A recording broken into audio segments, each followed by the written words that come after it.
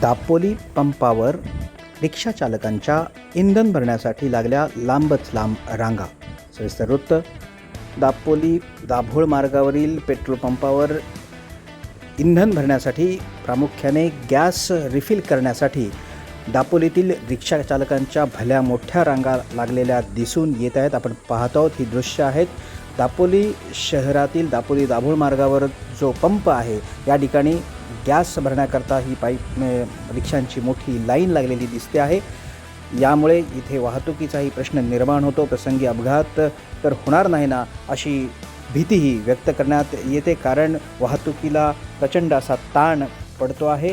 दापोलीमध्ये मर्यादित gas pump असल्यामुळे हा अधिभार पडल्याचं सांगण्यात येत आहे. एकंदरीतच यामुळे 3 ते 4 तास रिक्षाचालकांना रांगेत उभं राहायला लागत असल्यामुळे आपल्या उद्योगावरही व्यवसायावरही परिणाम जाणवत आहे.